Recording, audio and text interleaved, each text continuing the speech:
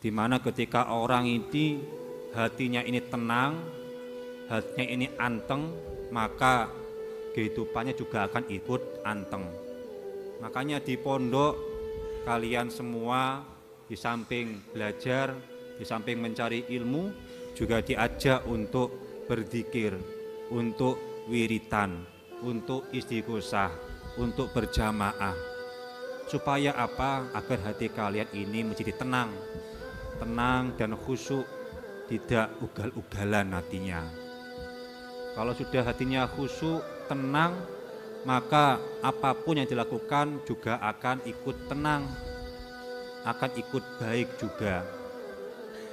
Ketika hatinya kalian ini tenang, ketika hati kalian ini baik, benar, maka seluruh tubuh kalian, ucapannya, perilakunya juga akan ikut benar.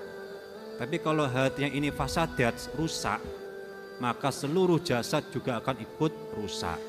Hatinya sudah rusak, buruk, nggak tenang, maka apa yang dilakukan juga akan ikut buruk. Ada orang berbuat jahat karena hatinya jahat. Nggak ada orang ketika mau mencuri terus sambil berzikir, ada nggak? La ilaha illallah, la ilaha illallah, terus mengambil punya orang lain. Ada orang membunuh sambil tahlilan, nggak ada.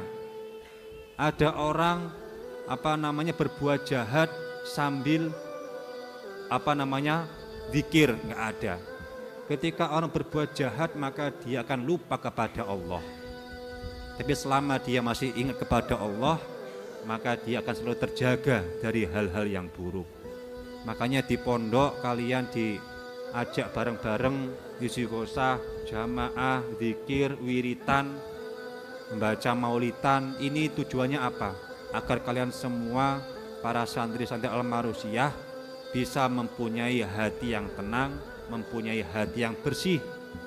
Dan ini adalah kunci suksesnya kalian di masa depan. Kalau cuma sekedar ngandalke ilmu tok, banyak contohnya di luar sana. Orang-orang alim, pinter luar biasa. Detailnya bertumpuk-tumpuk,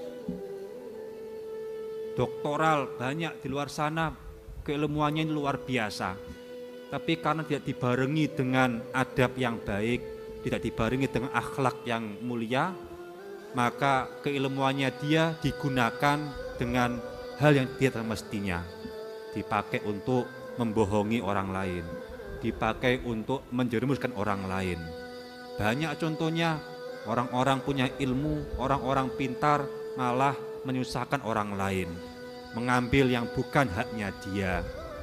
Ya contoh korupsi. Ini contoh kalau dilihat di dalam gedungnya itu kan banyak orang-orang pintar sebenarnya, orang-orang berilmu, tapi karena tidak sesuai, tidak imbang dengan akhlaknya, adabnya, maka ilmunya dipakai dengan hal yang tidak semestinya.